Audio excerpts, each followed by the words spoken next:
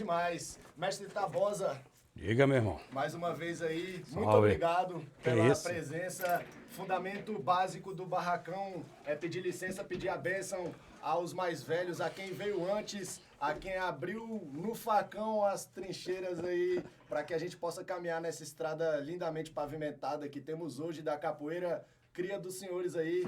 Nesse projeto Saberes dos Mestres da Capital, a ideia é que a gente faça um registro daquilo que o senhor acha importante que seja falado, que seja lembrado, que seja eternizado nessas publicações aí. E o senhor, como um precursor da capoeira aqui em Brasília, um aluno dileto de mestre Arraia, ficou como a cabeça principal ali dessa primeiro momento da vivência de capoeira em Brasília, com ensino, aula e a própria vivência da mandinga, né, mestre? Muito obrigado pela presença, viu? É com o senhor. Bom dia, então. Peço licença para pisar nesse barracão, cheio de axé, cheio de misticismos. É isso aí. E que a gente tem que respeitar antes de tudo. Realmente o que você traz é o que aconteceu inicialmente em Brasília, né? Há algumas pessoas que tentam levar para uma história de Mestre Gato, teve antes até do início de Brasília aqui, mas é bom registrar que Mestre Gato, quando teve antes do início de Brasília, ele teve com uma situação de operário e o que ele fez, que como ele era um grande mestre, um grande jogador de capoeira, nessa época ele gostava até de jogar, então ele jogava com uns parceiros que conhecia a capoeira naquela época, mas isso não quer dizer que ele deu aula, ele passou por Brasília, assim como outros passaram por Brasília, como um militar que esteve aqui, até pretendeu dar aula em Brasília, mas não logrou êxito. Ainda no comecinho ali, mestre? Bem antes do meu mestre começar. Lembra o nome dele? Não lembro.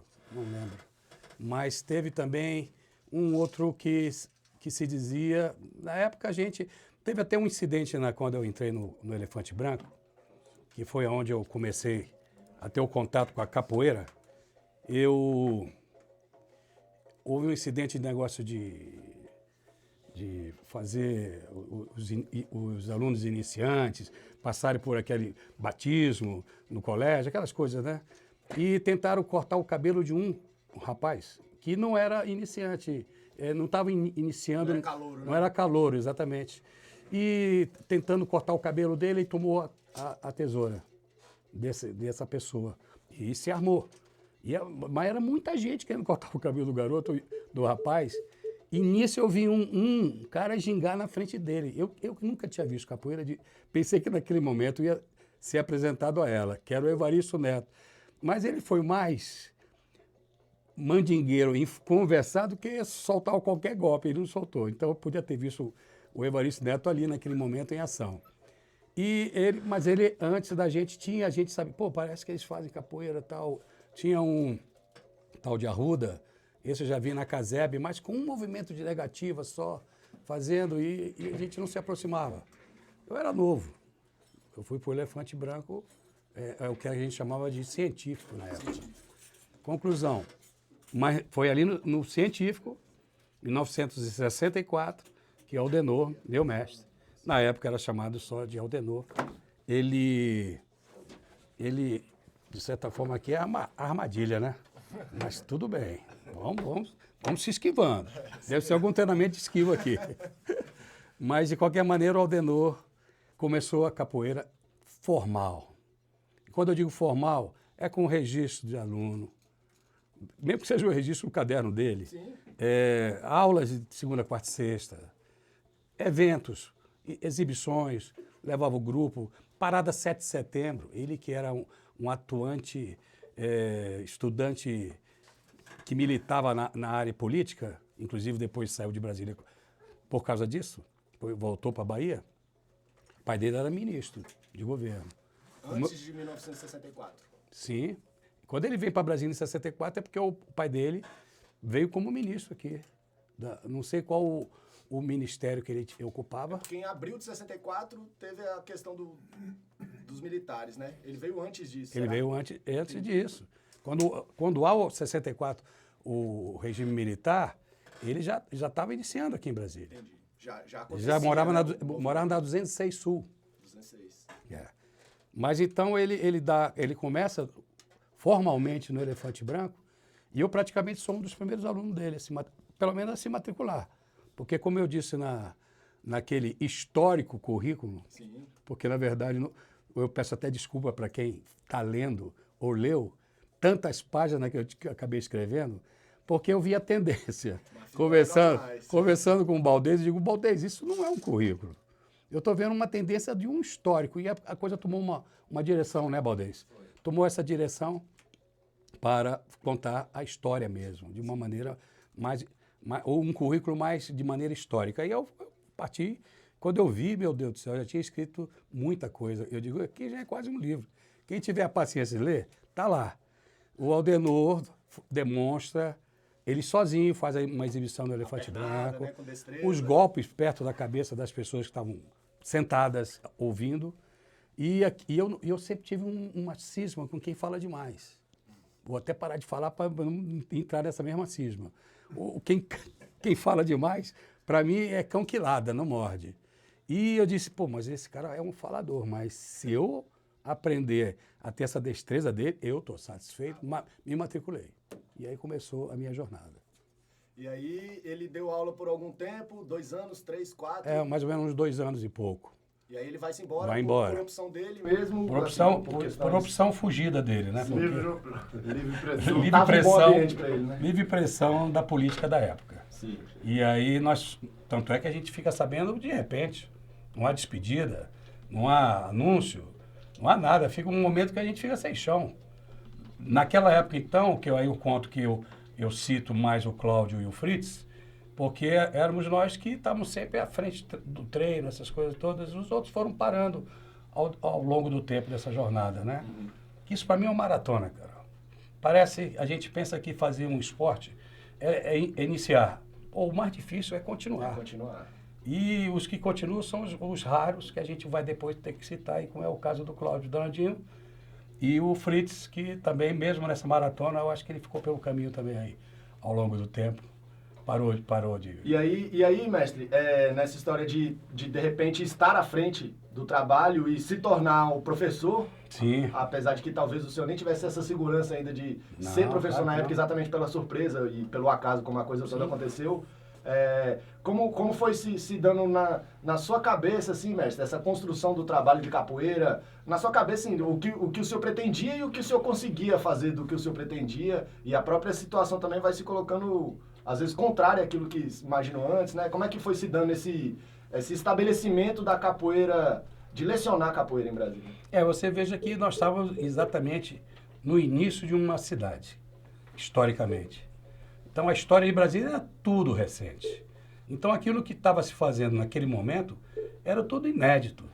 Nós tínhamos que ir à frente de maneira sob pressão, porque ou a gente fazia isso, ou aquele início de trabalho do Aldenor ia morrer. Ia acabar. Né? E como a gente estava muito empolgado e a gente era jovem, e não teria outra oportunidade de fazer a capoeira, né, mestre? Não tinha com exatamente quem. Pelo contexto da cidade, né? Não tinha com quem. Não tinha. Por isso que eu estou te dizendo, como é que a gente vai negar que o início da capoeira é com o Aldenor, quando a gente mesmo não tinha mais ninguém para continuar treinando. Então, a gente, quando jovem, é mais corajoso, não tem um senso crítico assim tão exigente, né? Nós começamos a dar continuidade àqueles que queriam continuar. Uhum. Aqueles que, como aluno, como nós éramos, sentiu que a gente tinha uma liderança. Era todo mundo aluno, mas os outros disseram, não, continua você que eu quero continuar contigo. Cláudio foi para o CIEM, que era uma escola que tinha, pública também na época, muito bem referenciada. Foi dar aula lá? Foi dar aula no CIEM. De capoeira? Capoeira. E eu continuei mais treinando e tal. Eu acho que o Cláudio foi dar aula no CIEM antes de eu iniciar na UNB. Porque quando eu inicio na UNB, eu acho que o Cláudio já tinha ido para o Rio de Janeiro, para depois ir para a Argélia. Agora deixa eu te perguntar, mestre Tabosa, você que tá ligando o rádio agora, tá em 100,9 no Barracão, estamos aqui ao vivo nos estúdios da Rádio Cultura, mestre Tabosa, lenda viva da capoeira candanga, dentro do projeto Saberes dos Mestres na capital, hoje 5 da tarde, roda na igrejinha comandada pelo mestre Tabosa. Queria te perguntar, mestre, antes da gente avançar um pouco no tempo aí, dessa herança da parte cultural, musical, que o Aldenor, hoje mestre Arraia, não tem como não chamar ele de mestre Arraia hoje em dia, sim, claro. que ele deixou para vocês, assim, naquela época, quais toques de berimbau, já teve alguma coisa ali do maculelê, alguma outra coisa dessas manifestações que são paralelas à capoeira, que estão sempre juntas assim, o que ele deixou assim de estrutura, de roda, nesse comecinho assim? O Aldenor era um baiano de vivência de rua e tinha, como eu narro nesse currículo histórico, de contato com o pessoal de Mestre Bimba, como é o caso do acordeon, vizinho, com o pessoal da Angola, com o Roberto Satanás. E quando ele traz para nós essa experiência dele, ele traz com o São Bento, o berimbau, quase tudo que era lugar naquela época só usava o São Bento pequeno.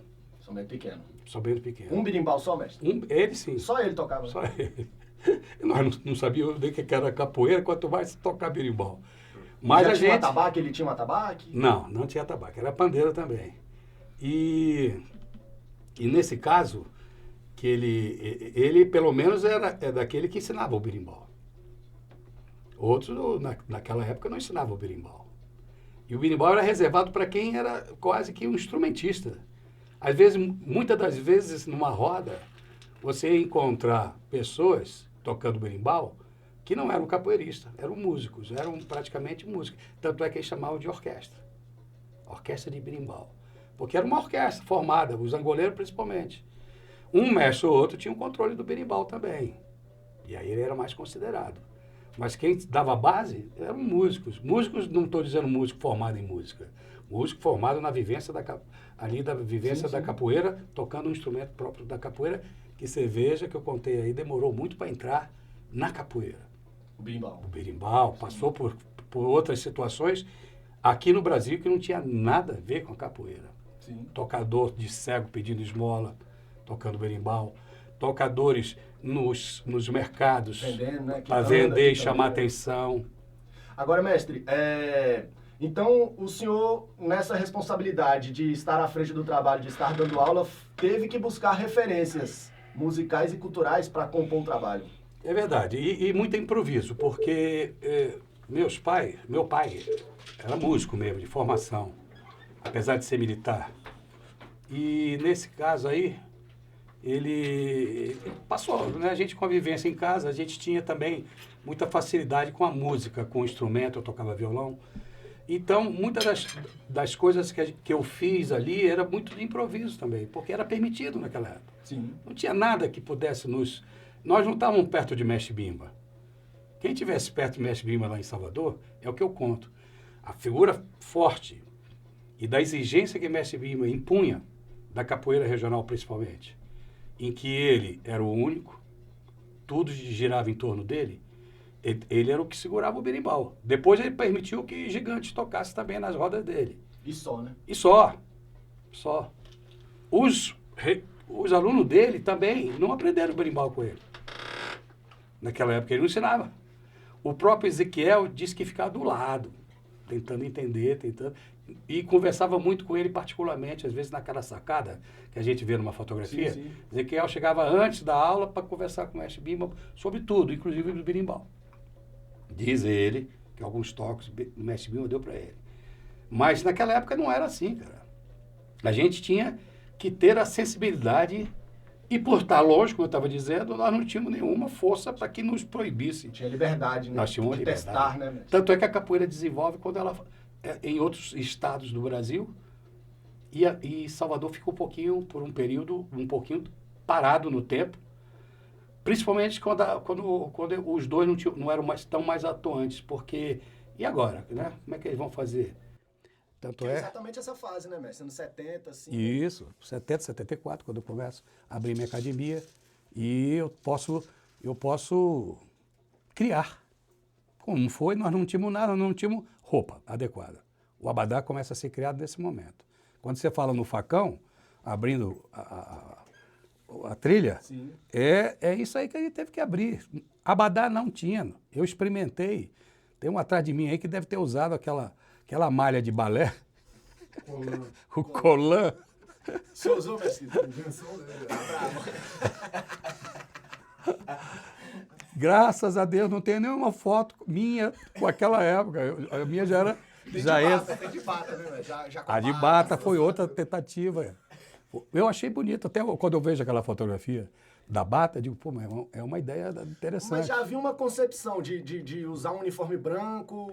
Sim, o branco. Alguma referência na questão do negro no Brasil? Ou era das outras lutas que o kimono era branco? Não, Como não, é que não. essa, Aí é da capoeira. essa construção? Essa construção vem dos negros mesmo, isso não tem como fugir. A roupa branca ou essa influência psicológica, né, que a gente recebe, vem do mestre que a gente ouve falar, entra de branco e não suja nada. Então o branco era muito forte. Já tinha essas histórias? Né? Já tinha. O próprio Mestre Arraia já deve ter trazido essas Sim, histórias. Sim, inclusive era muito famoso o Valdemar da Liberdade. Ele andava de forma muito impecável. Era um dos que todo mundo admirava pela forma de se vestir. O senhor conheceu ele, mestre? Conheci muito. Ele... Porque esses aí todos estavam vivos ainda nessa época, né, mestre? Não, mas não nessa época, eu vim conhecer depois. Quando já... Já nos anos 80, assim, né? Quando teve até aquela... Até antes daquele jogo que eu faço com o Itapuã no aniversário dele, que o Valdemar da Liberdade está ali. Né? Ele está no berimbau e está cantando, inclusive. Naquele momento que ele levanta, que parece que vai jogar, aquele momento eu estava encostado na parede e eu chamei a atenção dos outros que não estavam percebendo isso, cara. Eu vi que ele estava... Eu digo, aí, o que ele está querendo? Ele vai baixar no berimbau, pensei, né? E ele caminhou para isso. Eu acho que na mente dele ele estava pensando nisso mesmo. Tanto é que eu acho que ele imaginou até o Aúdes, ok? E pediu para parar. Mas antes disso, eu fui na casa dele, com o Peixinho, da Senzala, e a gente foi lá pegar berimbau. E ele me deu um escrito. Ele sempre dava... E quando ele vendia o berimbau dele, ele escrevia um nome que vinha na cabeça dele. Não me lembro mais nem qual foi o nome que ele colocou para mim, cara. Mas ele gostou de mim. Tanto é que naquele dia ele fala assim, Tabosa, você, quando está vadiando, como é que é? Quando você está vadiando, eu me lembro jogando. Oh, que beleza. Faz um joguinho aí que eu quero ver. Eu pedia para eu jogar. Não tem elogio melhor, né? Não tem.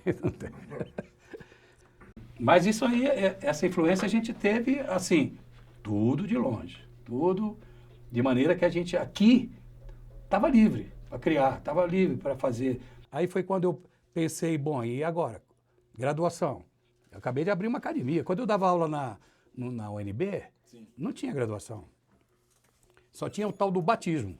Vou botar aqui que vai ficar mais confortável com o senhor. Pode Foi falar, não, eu vou continuar.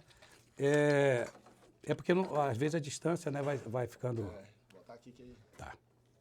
Mas então, lá na UNB, a gente quando começou lá, não tinha... É que tem uma câmera ali, eu estou bem na frente dela, é essa mesmo? Tá bonito, tá bonito. Não tinha roupa, uniforme, não tinha graduação e tinha um ritual que a gente fazia que era, bom, depois de um período X de treino, vamos batizar. Sim. O meu primeiro corda vermelha, que foi o Gil, começou lá.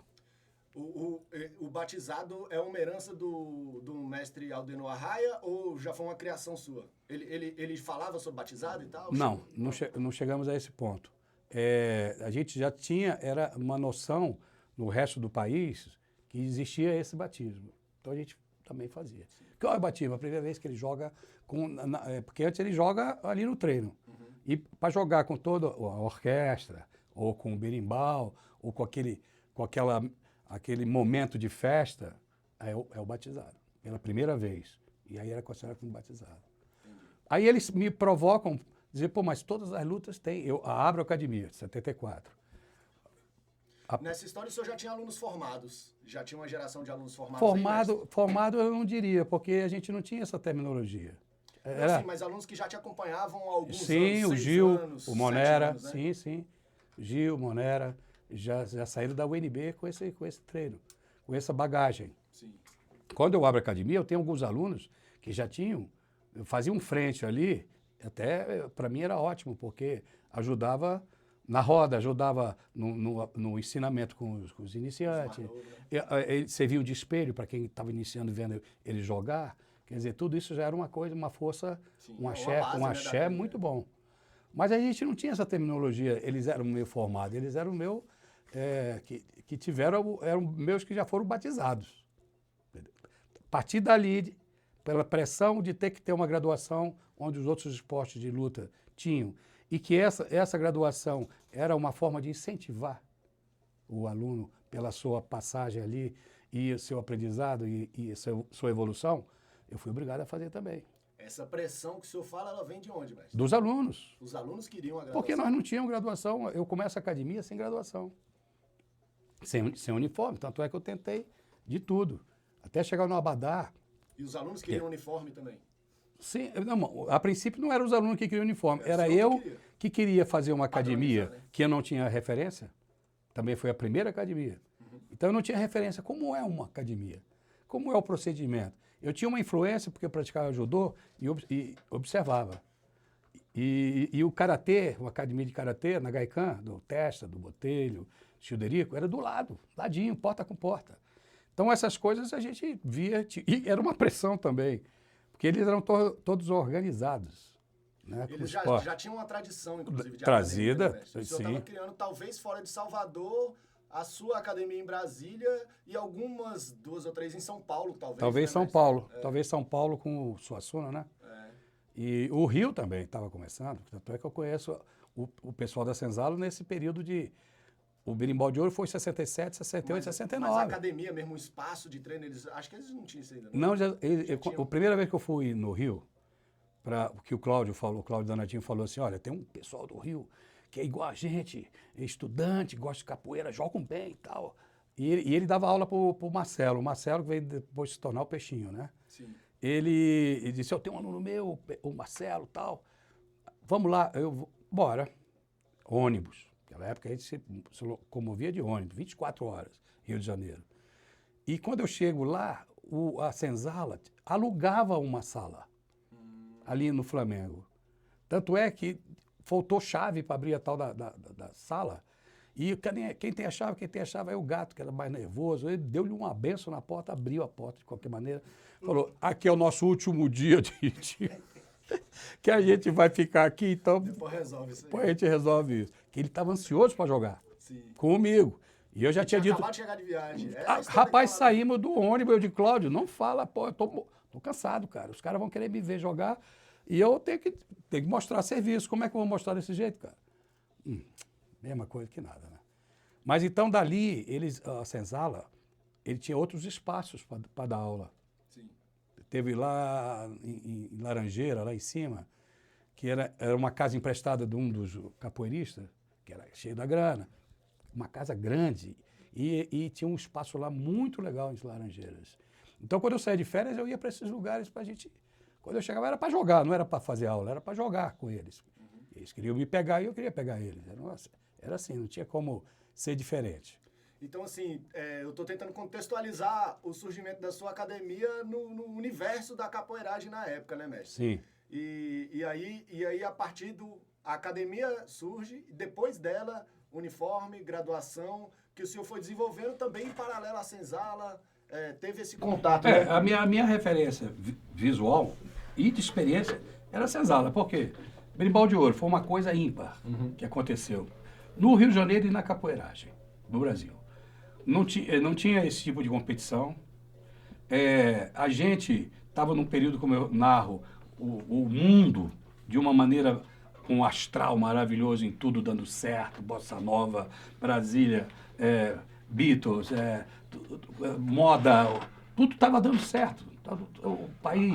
Parece até uma coisa de surgimento de cultura jovem, assim, né, mestre? Que eu acho que não tinha isso antes. E de um inconsciente coletivo que propiciava esse tipo de comportamento.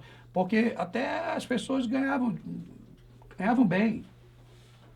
Dentro do seu contexto, ganhava razoavelmente para ser feliz. Então, tudo era feliz. Então, nesse momento que a gente vai para o Berimbau de Ouro, é um momento também ímpar, porque a capoeira era sempre feita na tradição de quê? De Salvador, né? Aquela roupa mais ou colorida, ou uma roupa assim de mestre Pachinha, né? Que era mais tendência de Angola. A gente não tinha muito esse negócio de regional em Angola, não. Porque como a gente não teve esse contato direto, nem a Senzala, nem eu, só depois. Depois todo mundo vai ter essa informação de perto. Mas antes não. Antes era lá e nós cá. Uhum. O que tinha no Rio era o senhorzinho, que era uma capoeira muito violenta e sem berimbau. Então não tinha tradição. Mas é antes, né, o senhorzinho assim, o senhor... Nesse período quase, do Berimbau de Ouro, o senhorzinho estava firme. Tava, né? Tava. O Tom Jobim fez aula com o senhorzinho.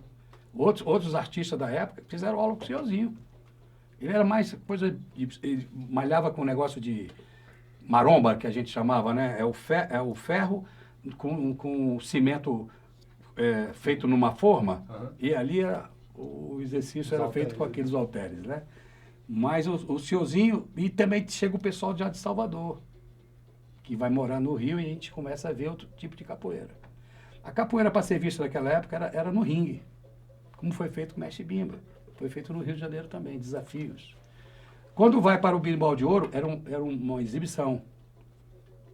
A gente, quando eu digo gente, junto com a Senzala, porque a Senzala não conhecia os capoeiristas do subúrbio. Vai conhecer lá, como é que eles se comportavam. E nesse contato é que começa a ter a interação também. Vou te visitar. Tanto é que muitas das vezes que eu chegava no Rio, a Senzala estava indo para o subúrbio visitar uma academia do subúrbio.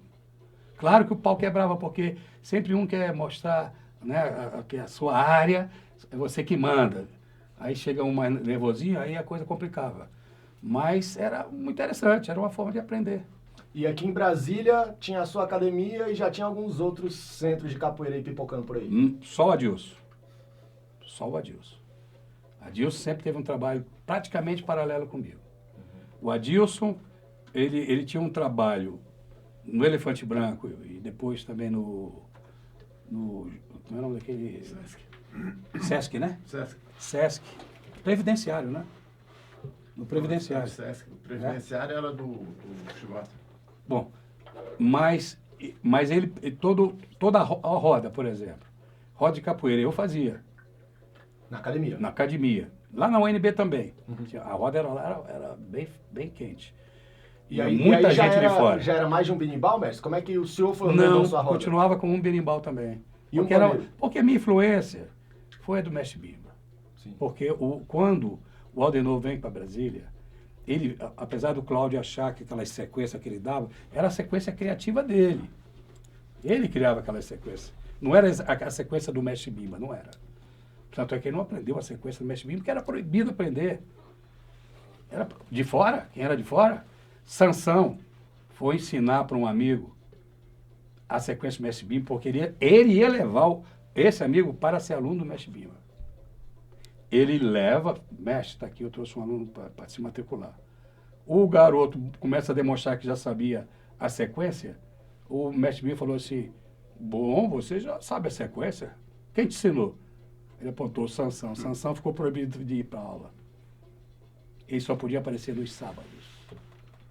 Nunca mais foi para a aula do Mestre Bimba. É como se fosse uma expulsão. Então era assim, cara, na época. Entendi. E aí essas rodas no NB eram um berimbau e 2 pandeiros? Porque a influência que eu tive do Mestre Arraia, ele tinha ele criava, como eu estava falando, ele criava as sequências. Não exatamente a sequência do Mestre Bimba, aquelas 8, mas ele criava as sequências. O ritmo era rápido, por isso que eu falo para o Cláudio, nenhum cacoete de angoleiro, meu irmão. Nenhuma chamada. Chamada eu vou conhecer muito mais tarde com o mestre João Pequeno.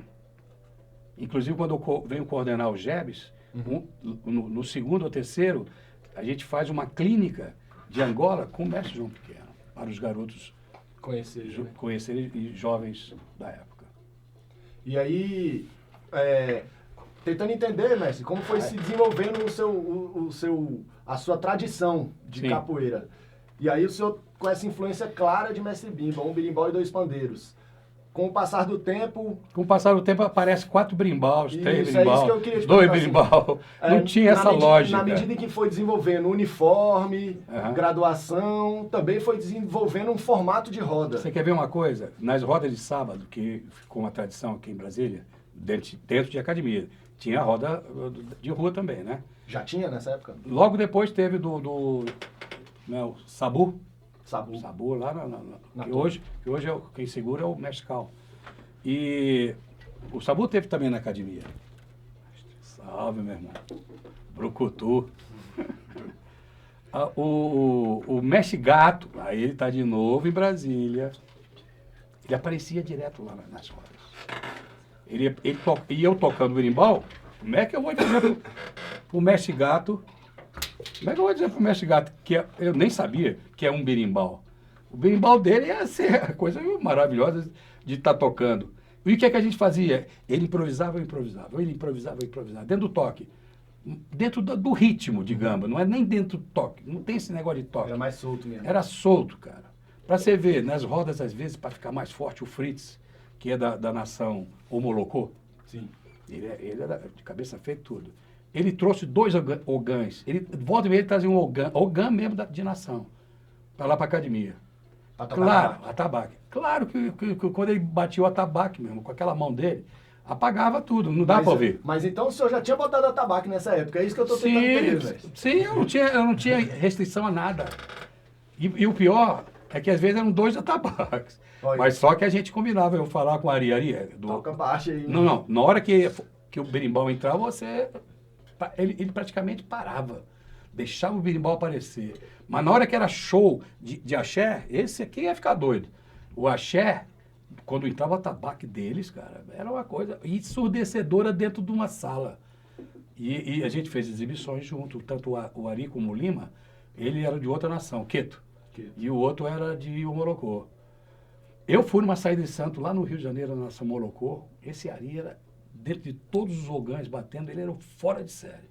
Ele era impressionante. E Então aí- ele fazia show com a gente. A roda não era uma roda com essa tradição que a gente quer impor hoje em dia, que não pode passar à frente do berimbau, que não pode... Rapaz, era show. Era um show dentro, com axé, tinha que ter aquela energia, era isso.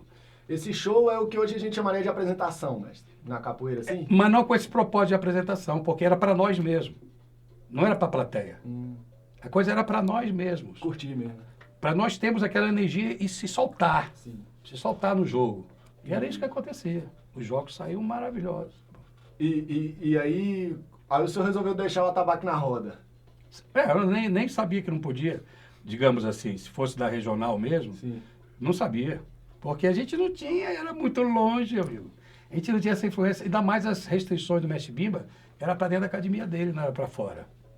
Sim. Ele não tinha nem esse conhecimento da gente. Eu venho conhecer ele bem depois. E os alunos que vão se desenvolvendo, o senhor busca também fazer esse desenvolvimento musical, porque o desenvolvimento técnico, o treinamento, o senhor até falou aí dos mais antigos, né, do Monera, que está aí até hoje, graças Aqui o a Deus. Esquisito. O Mestre Esquisito também, que já chega também.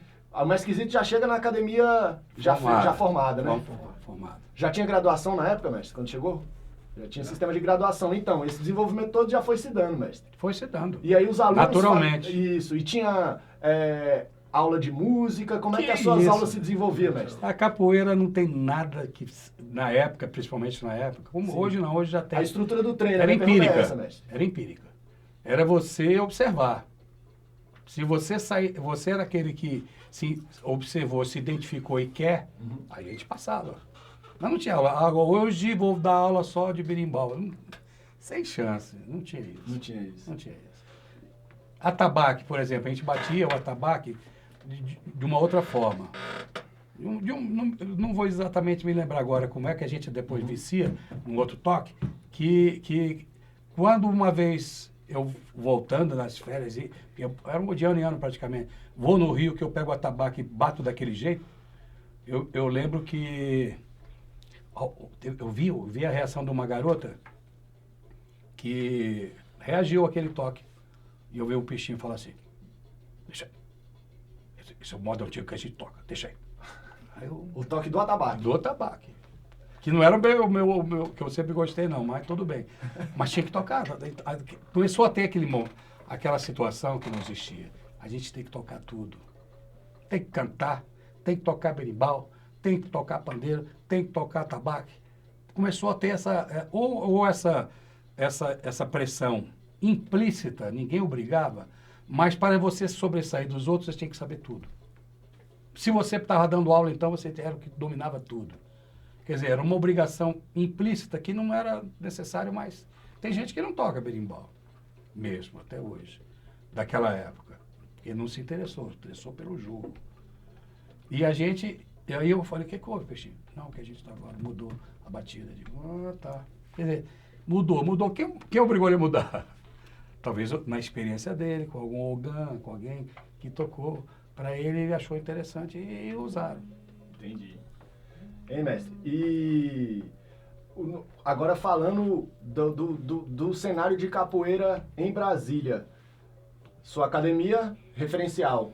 O senhor falou do trabalho do mestre Adilson também. Que estava sempre lá nas rodas. Que era um trabalho paralelo desde o começo, né? Assim, Desde o começo. Mas o Adilson, para você ver, o Adilson, nós éramos camaradas nessa época, porque eu não tinha esse negócio de minha academia não recebe aluno de outra academia, não. Não tinha, não fechava as portas.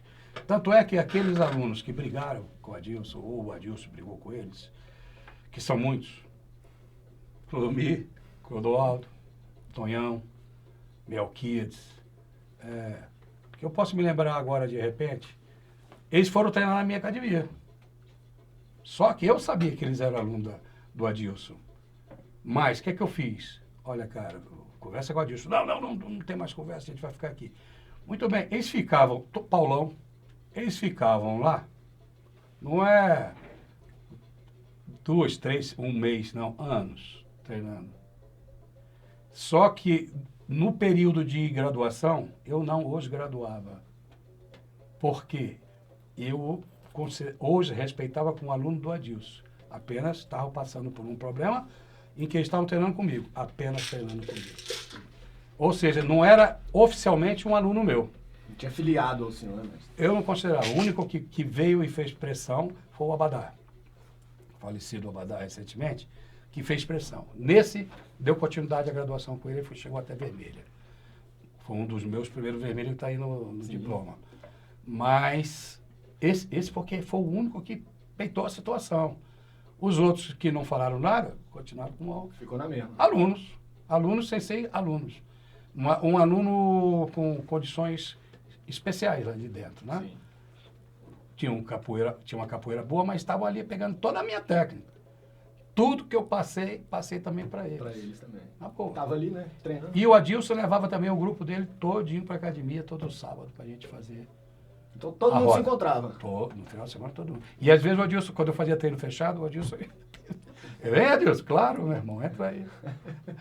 E aí, mestre, pessoal que tá ligando o rádio aí, não deu tempo de ouvir quem é essa figura que tá aí falando com você, mestre Tabosa, aqui no Barracão, na Rádio Cultura FM, essa gira de todos os sábados aqui entre as 10 horas e o meio-dia, hoje celebrando o mestre Tabosa dentro do projeto Saberes dos Mestres na capital. Mais tarde, 5 da tarde, 17 horas, roda na igrejinha Nossa Senhora de Fátima, aqui pertinho do Espaço Cultural Renato Russo, na 307/308 Sul.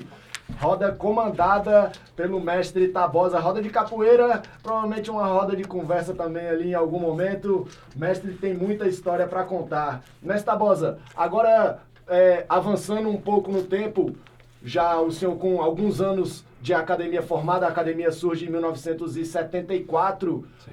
Os anos 70, quando foram se encaminhando para o final, assim, a capoeira bombou em Brasília, né? Vários núcleos começaram a surgir e as histórias que a gente ouve englobam praticamente todas as cidades que existiam no DF na época já tinham capoeira no início dos anos 80. Como o senhor analisa esse cenário da capoeira que foi pulverizando e capilarizando em todos os becos e vielas da cidade aí, no seu olhar, que estava ali desde o começo, só tinha a sua academia ali, tinha o trabalho do mestre Adilson também, e de repente o senhor vê a capoeira se agigantar na cidade, se espalhar na cidade, com várias linhagens e tradições, apesar de que todo mundo sabe, eu sei que nessas diferenças de linhagens e tradições, muitos beberam ali na fonte Tabosa, né, mestre?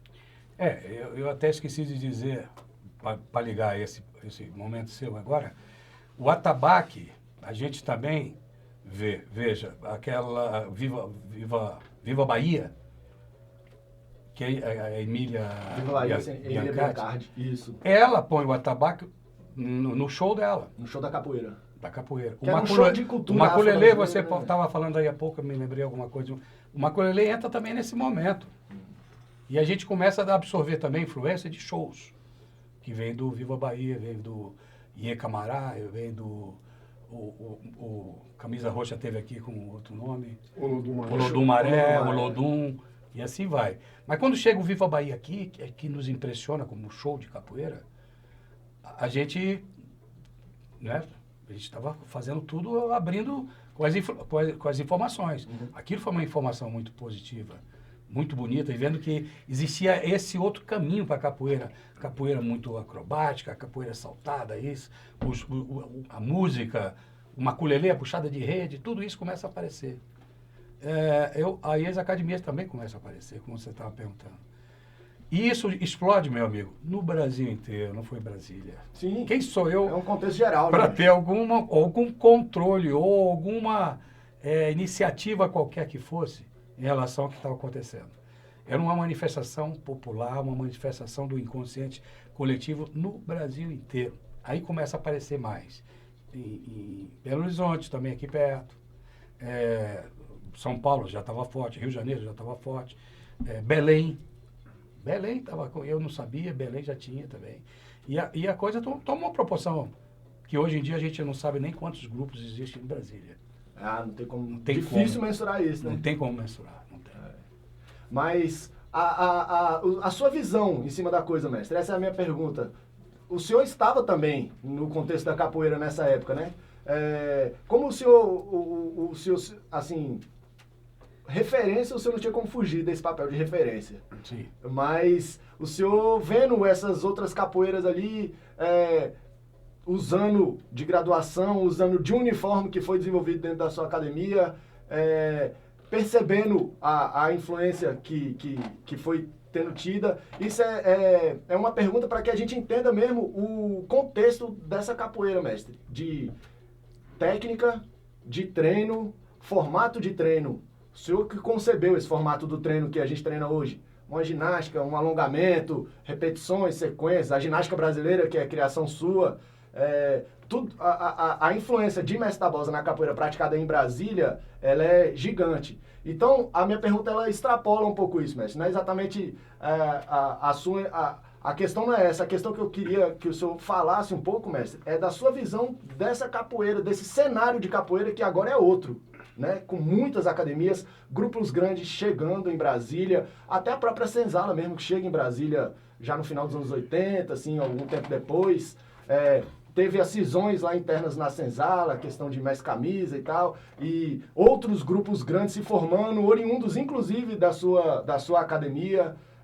Esse cenário de capoeira foi bom para a capoeira num certo sentido, foi ruim para outro. Essa é a visão que eu queria que o senhor passasse aqui para a gente, mestre. Olha, tudo que eu fiz que pode ter se servido como referência, eu não fiz com essa intenção. Você sabe que a gente, quando faz a coisa acontece de uma maneira que, se você estiver fazendo com essa consciência, ela vai soar falso, eu acho.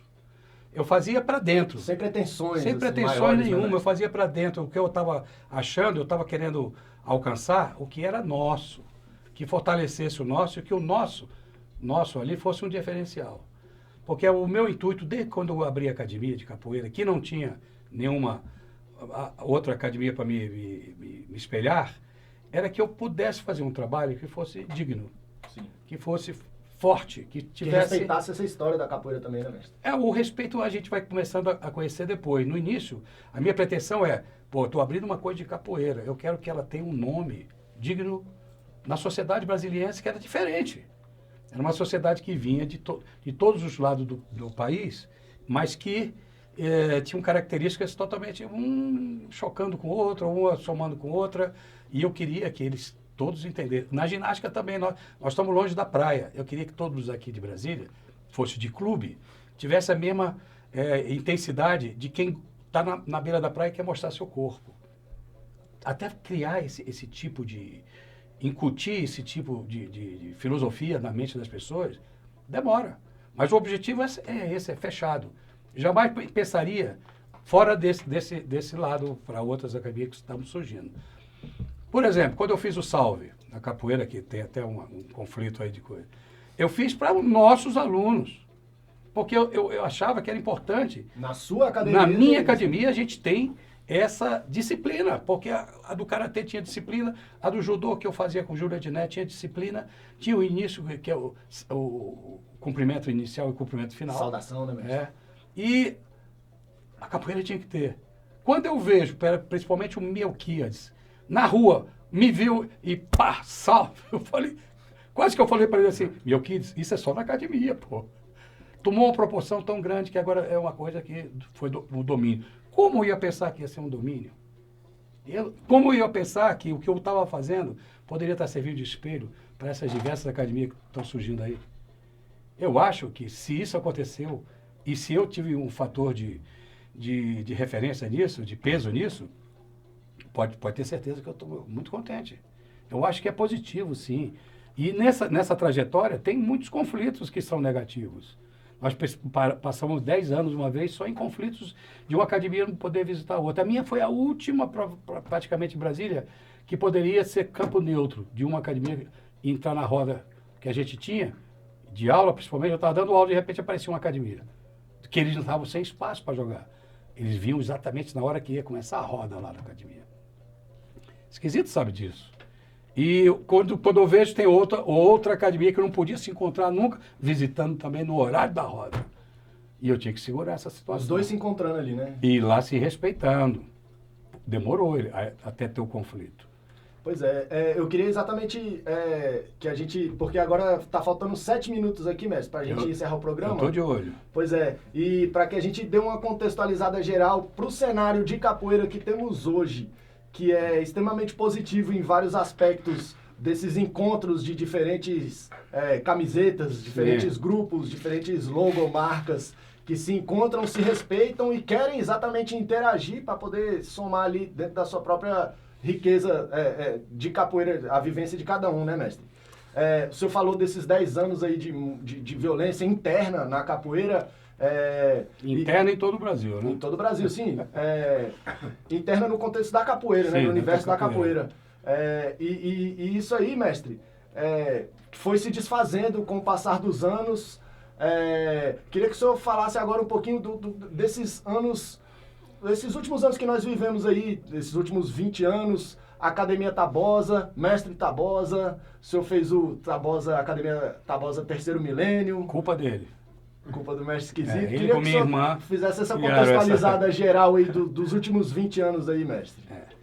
Olha, eu acho que a gente continuou e continua tendo as experiências que possam agregar para a capoeira e que seja positivo.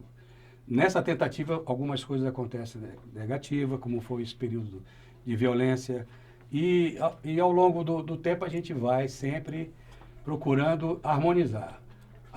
Os próprios capoeiristas, e também lá vem o tal do inconsciente coletivo, em todo o Brasil, viram que essa forma de agir, em que você tem um grupo que é quase que uma malta, né, das maltas antigas, estão perdendo espaço. Só podiam jogar entre eles mesmo. Mesmo entre eles mesmo, eles estavam saindo na pancadaria. Então isso tudo foi tendo um leque para a percepção de abrir essa possibilidade de jogar capoeira. Nós estamos passando por uma fase agora que eu acho, no meu conceito, está muito aberta. Aberta no sentido de se afastar um pouco da essência que tem a capoeira. Porque a capoeira também, ela tem seu lado de luta, mas uma luta técnica, não uma luta perdida já na pancadaria, como estava acontecendo. Então, o que é que eu vejo agora? Muito jogo que não tem mais acrobático, muito mais outros que estão sendo mais assim, coreografados igual. Um jogo igual ao outro, porque eles treinaram a mesma coreografia.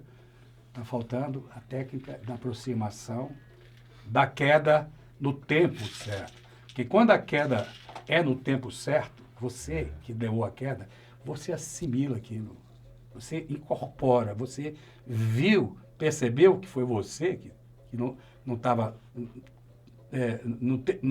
na posição adequada para não levar aquela queda. Quando o golpe entra, sem precisar você atingir de maneira violenta, o outro percebe que ele estava aberto ali. Eu me lembro na época do berimbau de ouro, eu estava treinando com um gato na praia, e a gente jogando solto, né? Não tinha berimbau, não tinha nada. E o gato sempre foi um cara violento. Ele estava dando um martelo e eu via que não estava no tempo de eu pegar ele. E ele para o jogo e fala assim, pô, Tabosa, você está aberto. Meu martelo está quase te pegando. Eu falei assim, realmente. Mas dá logo para pegar. Quando ele deu, ele tomou uma rasteira. Não, mas não fico contente não, nem eu. Aí ele viu, porra, tu estava querendo que eu entrasse mais, né? Isso, cara. Não, vamos de novo. Ele deu o martelo, eu entrei na rasteira, ele trocou numa tesoura. Eu que caí. Isso está faltando. Mas se você assimilar de uma maneira natural, faz parte do jogo. Não é para você se desesperar agora, perder aquela noção de capoeirista, porque o capoeirista diz, eu vou tomar agora, eu vou ter a tal da volta do mundo, eu vou pegar esse cara em outro momento, no tempo também certinho, bonito. Isso se eu conseguir também. Se não conseguir, está valendo. Essas coisas, antes que termine, eu queria só finalizar que, como eu sempre, desde 74, quando montei a academia, a minha influência era da regional. O primeiro a colocar um quadro, porque eu vinha do judô e via o quadro de Jigoro Kano, que eu não conheço ninguém que tenha feito isso, porque não existia, o mestre Bimba não permitia. Um quadro do mestre Bimba, o quadro do mestre Bimba na parede, exaltando a figura do patrono da regional, fui eu. Então, tudo eu fiz pela regional, mas nunca fui filho de Bimba, como eles estão considerando agora. Uns que estão aparecendo no cenário, que eu nunca nem ouvi falar do nome desses caras, que devem ter treinado, digamos, muito, 3 anos. Quando os nossos aqui, para você ver, Monera e Gil, quando sai da UNB e vai para a minha academia, já tinha praticamente 6 anos. E os caras estão... O esquisito, pergunta para ele quantos anos ele ainda está fazendo com a gente junto. Mais de 30 anos. E os caras não têm 3 anos, são os filhos de Bimba, e quem não fez direto com Bimba não fez a regional. Então, meu amigo, eu falei aqui e encerro hoje com vocês. Podei minha árvore. Minha árvore não vai mais lá na regional do mestre Bimba. Apesar de respeitá-lo muito e apesar de me considerar ainda um capoeira regional. Eu faço a capoeira regional, mas não faço mais na maneira como os filhos de Bimba querem. Tanto aí me deixo mais livre até de hoje colocar na roda, se for possível, da igrejinha, 3 berimbaus. E boto o atabaque também, porque agora eu estou livre. Estou livre. O senhor prefere assim a roda? Prefiro. Essa roda o senhor construiu aqui em Brasília? Não, praticamente Essa não. de 3 berimbau, porque hoje em dia é quase um... Não, essa influência de 3 berimbau vem da Angola, não tem como a gente fugir dela. Ela vem bem depois já é anos 80, mestre? Nos anos 70 já se usava. Isso porque a gente vai conhecer, né? Sim. Eles já faziam isso muito antes. A gente, do resto do país... Não, tô falando em Brasília mesmo. Brasília mesmo, a gente vai conhecer isso depois. Vai conhecer, começa a entender... No Praia Verde, já depois, assim, né? O Praia Verde, quando aparece aqui, não, ele não passa isso como uma coisa imperativa. Não, ele passa pela demonstração que der. Sim. A gente começa a conhecer mestres de Angola, e as características mesmo de Angola, e a gente vê que existe fundamento, não é assim, qualquer... Eu faço Angola e não tem esses fundamentos iguais a deles, só porque eles são antigos. Seu tempo já passou? Não tem isso. Não tem isso.